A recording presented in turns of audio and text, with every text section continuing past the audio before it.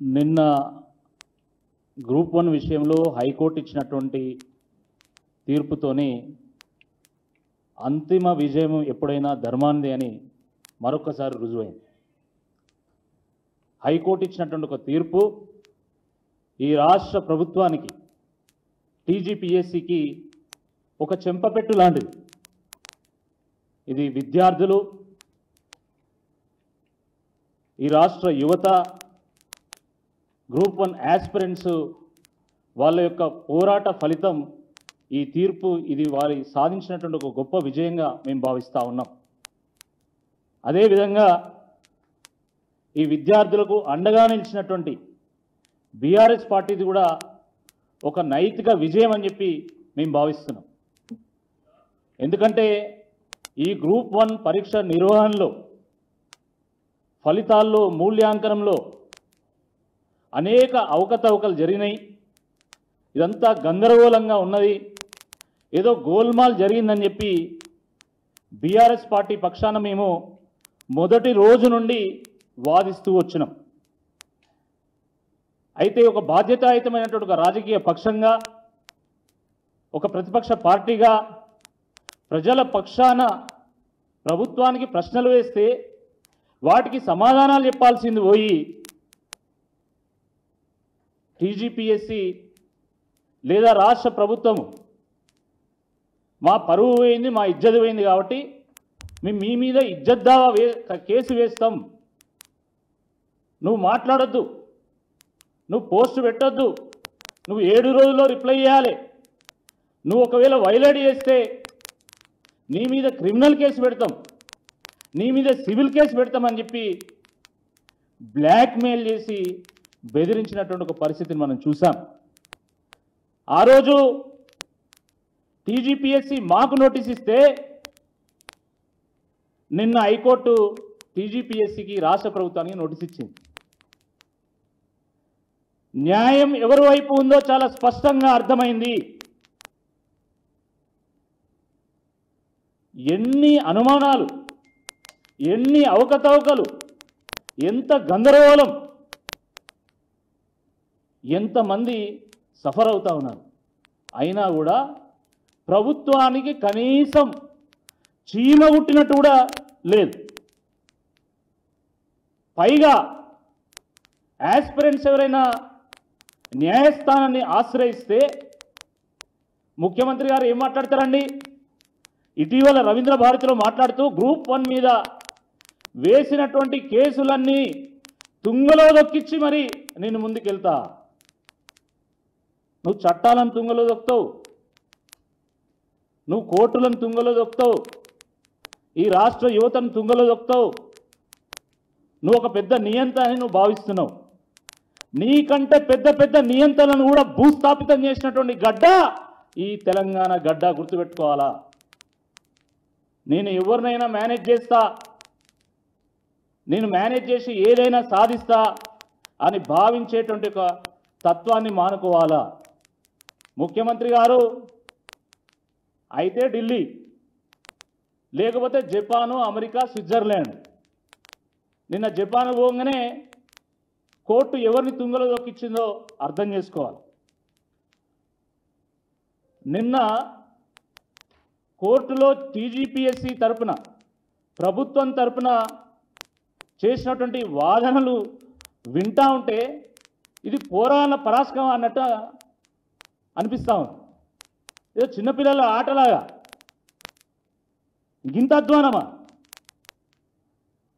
పరీక్షలు రాసింది 21,093 మంది అయితే 21,103 మందికి ఫలితం ఎట్లిచ్చిండ్రు అని చెప్పి నిన్న కోర్టులో వాదనలు జరిగితే అవి సర్వసాధారణం అని చెప్పి వీళ్ళు చెప్పడం అయితే నిజంగా ఒక ఆశ్చర్యాన్ని కలిగించింది. పరీక్ష రాసిన వాళ్ళకంటే ఎక్కువ మందికి ఫలితం ఎట్లొచ్చిందో చెప్పమంటే అది సర్వసాధారణం. అది ఎట్లా సర్వసాధారణం అవుతుందో ఆ గ్రహాంతర వాసులకు కూడా అంతుచిక్కినటువంటి ఒక రహస్యం ఇది.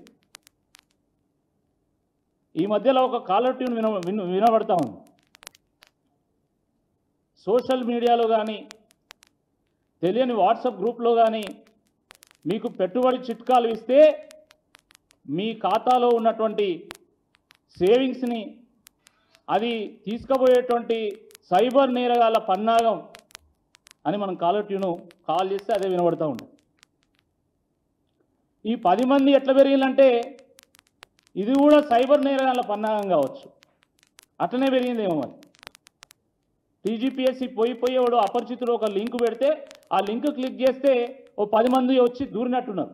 ఆ 10 మంది ఎవరు, ఎట్లా దూరింది, వీళ్ళు ఏ లింక్ క్లిక్ చేసిండు? దీనికి సమాధానం కావాలా? దీనికి సమాధానం లేదు. పోనీ మీరు కోటి ఉమెన్స్ కాలేజీలో కేవలం మహిళలతోనే ఎగ్జామ్ ఎందుకు రాయించిండ్రు, అక్కడ పురుషులు ఎందుకు రాయాలి అంటే ఎంత ఘోరమైనటువంటి సమాధానం అంటే, ఇక్కడ పురుషులను అలౌ చేస్తే వాళ్ళు పోయి లేడీస్ టాయిలెట్లలో సీసీ కెమెరాలు పెడతారు అని చెప్పినటువంటి ఒక పరిస్థితి. అంటే గ్రూప్ 1 పరీక్ష రాసేటువంటి జెంట్స్ లేడీస్ టాయిలెట్లకు పోయి కెమెరాలు పెట్టేటువంటి అధ్వానమైనటువంటి ఒక పరిస్థితిలో ఉంటారా అండి? వీళ్ళంతా రేపు ఎంఆర్ఓలు, ఎంపీడీఓలు, డిప్యూటీ కలెక్టర్లు, డిఎస్పీలు కావాల్సినటువంటి వాళ్ళు, ఈ రాష్ట్ర పరిపాలనకు దిశనిచ్చేటువంటి వాళ్ళు.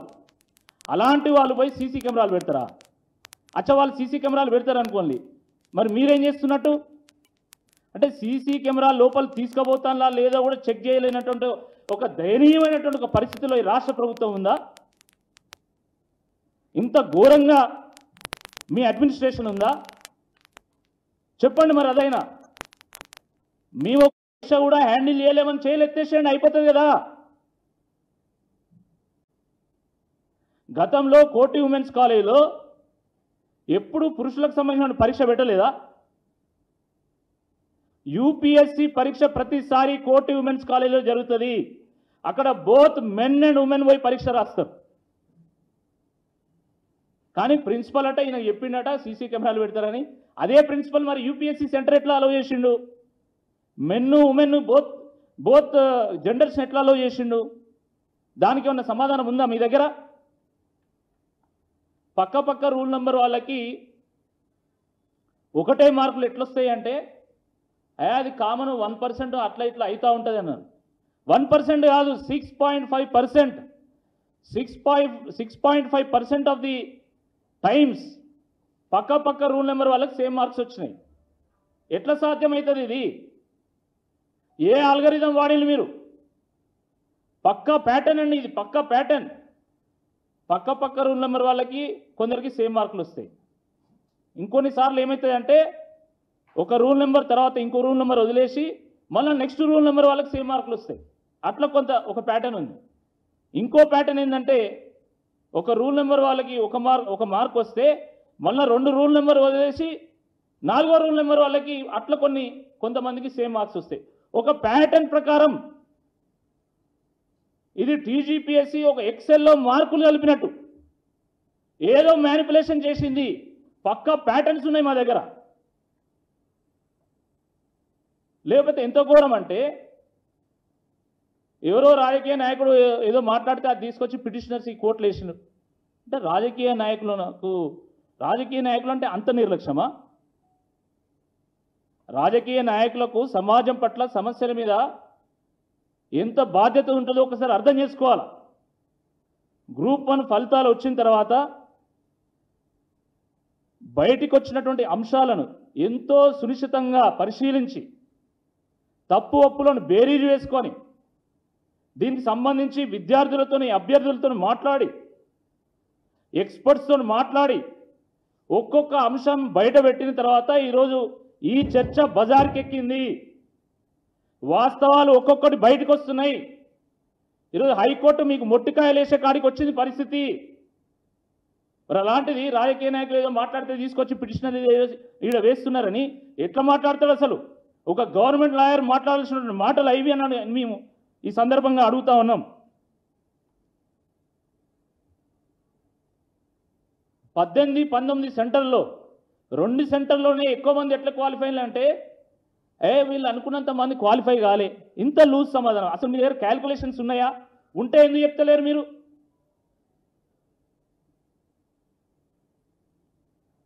ఒక అమ్మాయిది 480 మార్క్స్ వచ్చినాయి. 480 మార్క్స్ వస్తే రీకౌంటింగ్ పెట్టుకుంటే సుమారుగా 58 మార్కులు తగ్గించి 422 వేసింది.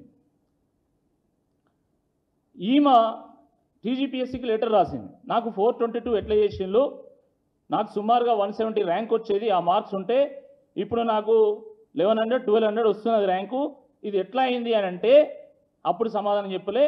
ఇప్పుడు మేము ప్రెస్ మీట్లలో మాట్లాడుతూ ఉంటే ఇవన్నీ బయటకు వస్తూ ఉంటే మొన్న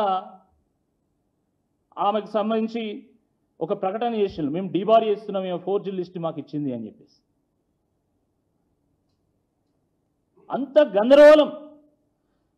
ఏదన్నా ఒక్క వయలేషన్ ఉంటేనే బయోమెట్రిక్స్ చక్కగా జరగలేదని చెప్పి గత గ్రూప్ 1 ప్రిలిమ్స్ని రద్దు చేసింది కోర్టు. అలాంటి వయలేషన్స్ ఒక 21 ఉన్నాయి, నేను మొత్తం రాసుకున్న 21 వయలేషన్స్ ఉన్నాయి నా దగ్గర. 21 వయలేషన్స్ పెట్టుకొని మేము తుంగలో దొక్కుతాను, నేను కేసులను తుంగలో దొక్కుతాను, నా ఇష్టం, నేను కోర్టులను కూడా శాసిస్తాను, ఏంది నువ్వు అంటే కోర్టులంతే అంత అగౌరవమా?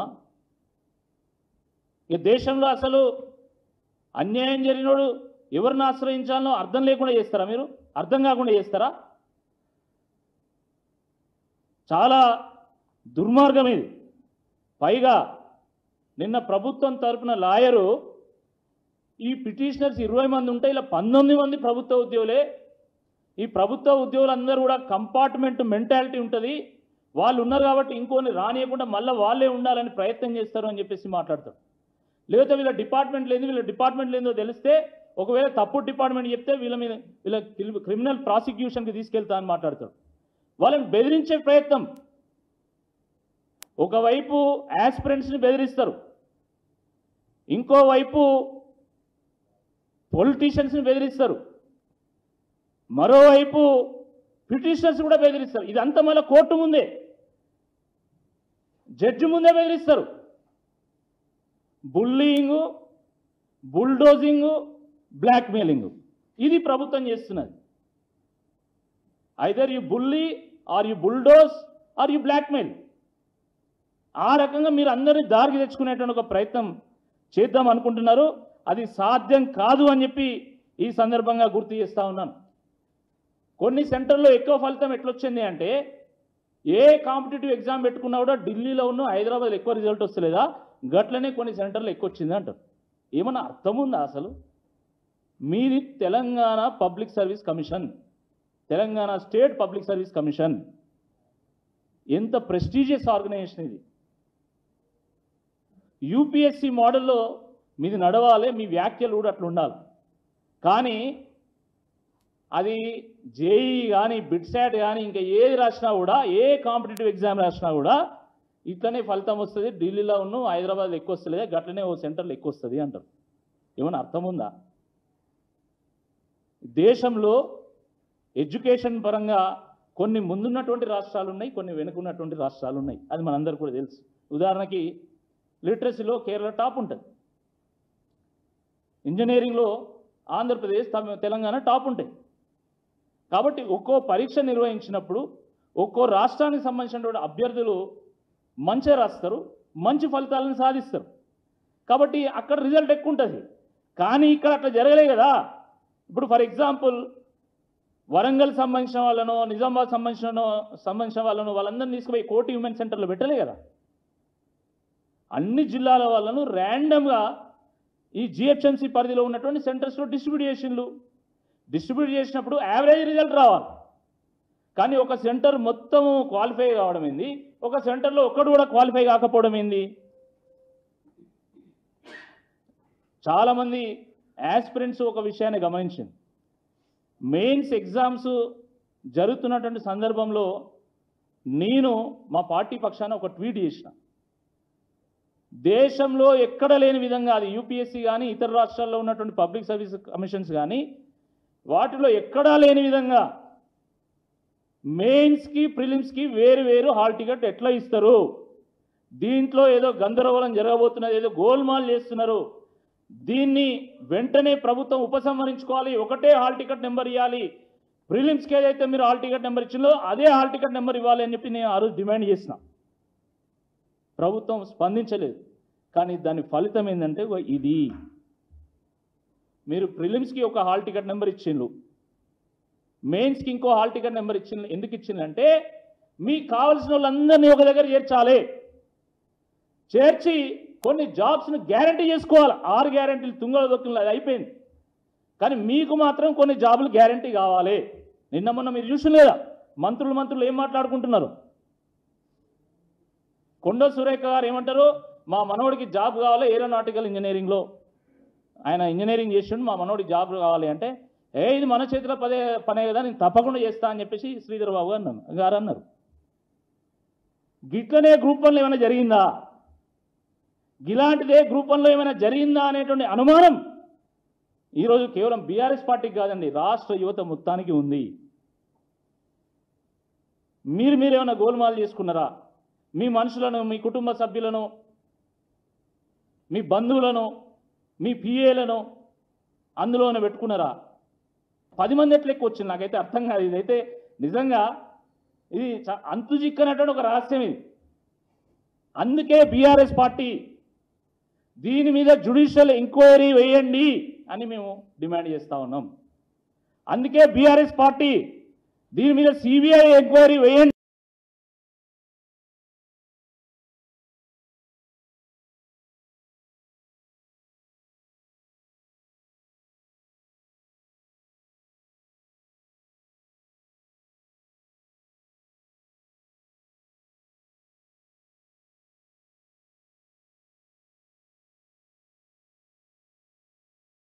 అని మేము డిమాండ్ చేస్తూ ఉన్నాం. అయినా కూడా ప్రభుత్వం ఇప్పటివరకు స్పందన లేదు. అనంగా పాపం పేపర్లో వాళ్ళు పుంకాలు స్టోరీలు రాసిన తర్వాత, కొంతమంది మేధావులు ఆర్టికల్స్ రాసిన తర్వాత, ఈ యాస్పిరెంట్స్ అందరూ నెత్తినోరు మొత్తుకున్న తర్వాత ఒక రీజాయినర్ పంపింది. ఈ పత్రికల వాళ్ళకి అది కూడా పబ్లిక్ ఏమి ఇష్యూ చేసినట్టు నాకు అనిపించలే. పత్రికల ద్వారా ప్రజలకు వెళ్ళాలనేటువంటి ఒక ప్రయత్నం ఏదో చేసినట్టున్నారు. రీజాయినర్ అన్ని తప్పుల తడకలే, ఒక్కటి వాస్తవం లేదు. ఉర్దూలో 9 మంది పరీక్ష రాసిందని గతంలో అన్నారు, ఇప్పుడు 10 మంది పరీక్షలు రాసిందని మళ్ళీ వాళ్ళే చెప్తారు. ఈ వెబ్ నోట్లు ఏందో, ఈ కరెన్సీ నోట్లు ఏందో ఎవ్వరికి అర్థమైతే లేదు. ప్రభుత్వము ఇప్పటికైనా మొండి వైఖరిని వాళ్ళు వీడాలి. మొండి వైఖరిని వీడి వాస్తవం ఏందో చెప్పాలి. పాపం అభ్యర్థులు ఏళ్ళ తరబడి ఒక పూట తింటూ ఇంకో పూట కడుపు మార్చుకుంటూ ఎప్పుడెప్పుడు నోటిఫికేషన్ వస్తుందా అని ఎదురు చూస్తూ ఉంటే, ఆ నోటిఫికేషన్ రాగానే గద్దల్లాగా వాటిని తన్నుకొని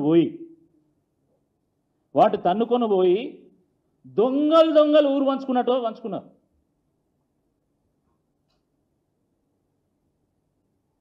మీలాంటి వాళ్ళకి అర్థం కాదండి. నాకు జాబ్ కావాలంటే నా చేతుల్లో ఉంది కదా, నేను ఇస్తా అనేటట్టు ఉండదు వాళ్ళ పరిస్థితి. ఒక పేద మధ్యతరగతి విద్యార్థులు, అభ్యర్థులు ఒక ప్రభుత్వ ఉద్యోగం కోసం కలగంటారు. వాళ్ళు మాత్రమే కాదు, వాళ్ళ కుటుంబం మొత్తం కలగంటారు.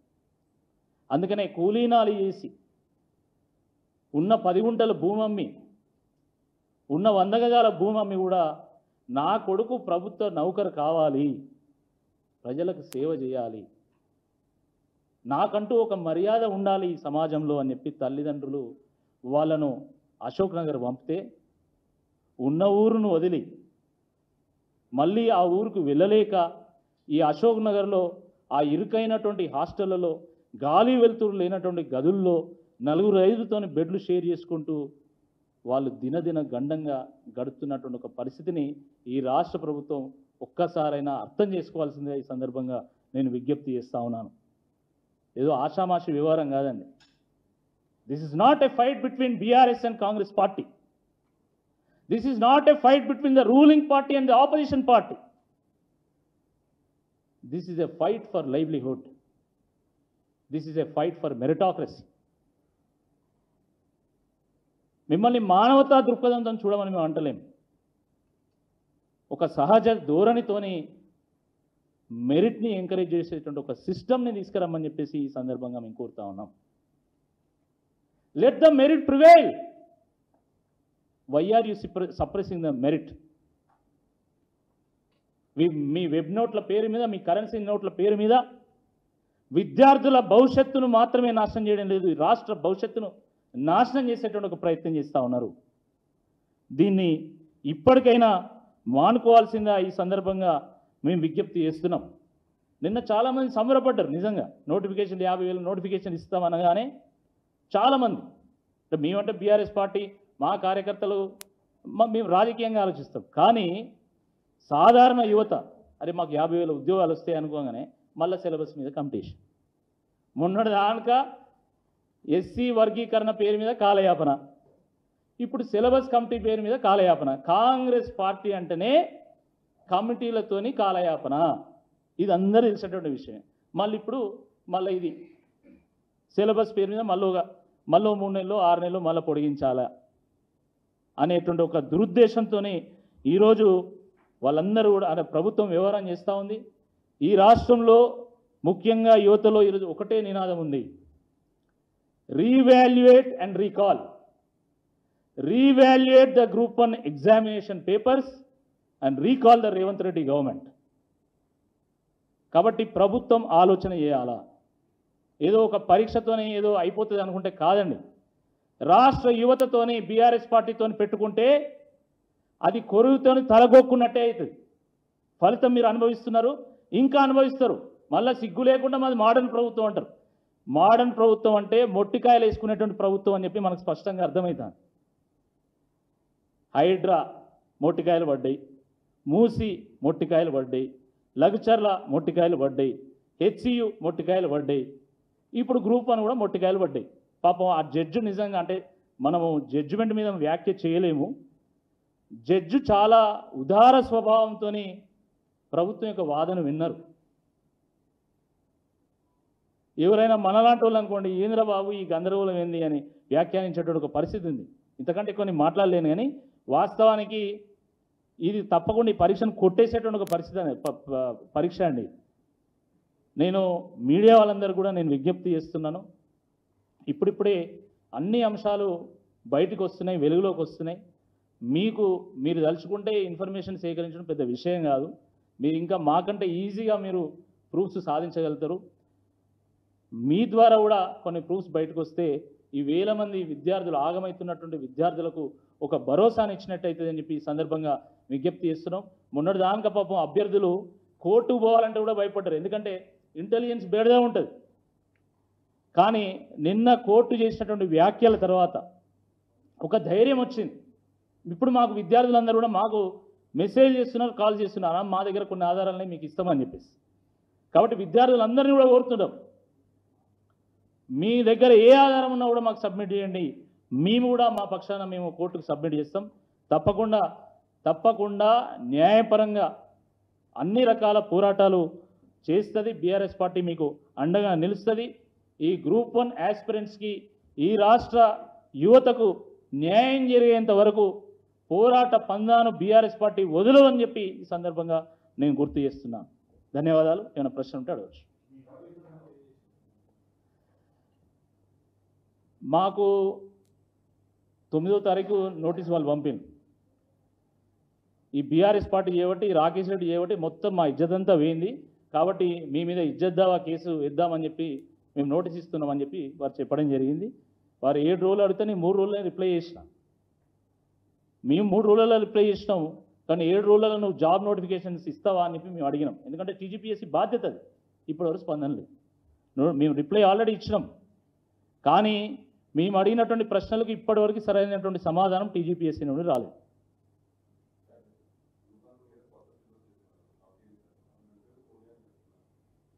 గ్రూప్ ఎస్, మంచి ప్రశ్న అడిగారు. ఈరోజే వార్త కూడా వచ్చింది, ఇంటర్వ్యూస్ ఉంటే ఏవో అక్రమాలు జరిగేటువంటి అవకాశం ఉంటుంది అని చెప్పి రాష్ట్ర ప్రభుత్వం ఇంటర్వ్యూలను రద్దు చేసింది గ్రూప్ 1 పరీక్ష. సరే, కేంద్ర ప్రభుత్వం కూడా అనేక పోటీ పరీక్షల్లో ఇంటర్వ్యూస్ని రద్దు చేసింది, అది మీకు కూడా తెలుసు. ఎందుకంటే there is scope for irregularities. కానీ మళ్ళీ ప్రభుత్వం పాత పద్ధతిని తీసుకొచ్చేటువంటి ఒక ఉపాయం చేస్తూ ఉంది. అంటే ఎక్కడ చూసినా ఒక అనుమానానికి తావిస్తున్నది, అనుమానానికి తావిచ్చేటువంటి అంశాలే మనకు బయటకు వస్తుంది. అదే విషయం, నేను అనేక అనుమానాలు ఉన్నాయని నేను మాట్లాడితే వాడు నాకు నోటీస్ ఇచ్చింది ఏమన్నా నీ మీద కేసు పెడతాను. నువ్వేంది అసలు కేసు? నేనే నీ మీద కేసు పెడదామని ఉంటాను. అసలు నువ్వు నా మీద కేసు పెట్టుడు కాదు, నేనే నీ మీద కేసు పెట్టాలా. మేము ఒక ప్రతిపక్ష పార్టీగా మేము కొన్ని ఆరోపణలు చేసి లేదా ఉన్నటువంటి లోపాలను ఎత్తి చూపేటువంటి ప్రయత్నం చేస్తే నువ్వు బ్లాక్మెయిల్ చేసేట్టు నాకు నోటీస్ ఇస్తావు. అసలు మేమెందుకు పెట్టదు నీ మీద నోటీస్? రాకేరెడ్డి డబ్బులు సంపాదించుకోవడానికి, ఎక్కువ మంది ఆన్లైన్ వ్యూవర్స్ని అట్రాక్ట్ చేయడానికి ఈయన ఆరోపణలు చేసిన ఎవడన్నా టీజీపీఎస్సీ నా మీద వ్యాఖ్య చేస్తుందా అండి? అదొక రాజ్యాంగబద్ధ సంస్థనా ఏంది అసలు? మీరు నా మీద కేసు వేస్తే నేను డబ్బులు సంపాదిస్తున్నా అని చెప్పి మీరు ఆరోపణ చేసినందుకు నేను మీ మీద కేసు వేయలేనా? పరువు నీ ఒక్కనికే ఉండదా? మాకుండదా? ఆత్మగౌరవం నీ ఒక్కనికే ఉండదా? మాకుండదా? ఏదో పురాణ పరాశకం అయిపోయింది ఇదంతా. నువ్వు బెదిరిస్తే, నువ్వు కేసు పెడితే మేము తగ్గుతామా? తమాషాగా ఉంటున్నారు. ఎట్టి పరిస్థితుల్లో ఏ నోటీస్కి ఏ కేసుకు భయపడేది లేదు. కౌశల్ రెడ్డి గారు మాట్లాడితే వారి మీద కేసు పెడతా అంటారు.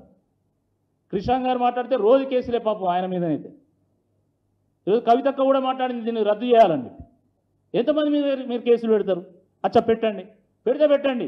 We are ready to bear cases, but let the truth prevail and let the truth come out. కాబట్టి ఇంటర్వ్యూల పద్ధతి ఇది సరైనటువంటి పద్ధతి కాదు. గ్రూప్ 1లో ఎట్టి పరిస్థితుల్లో ఆ పాత పద్ధతిని అవలంబించొద్దు. అది అనేక అక్రమాలకు దారితీస్తుంది. మళ్ళీ మీ కుటుంబ సభ్యులు, మీ బంధువులు, మీకు తెలిసినటువంటి వాళ్ళని అలా ఇరికిచ్చేటువంటి దానికి ఒక దారి పడుతుంది. కాబట్టి దాన్ని దయచేసి మానుకోవాల్సిందే. ఈ సందర్భంగా మేము ప్రభుత్వాన్ని విజ్ఞప్తి చేస్తాం. Thank you.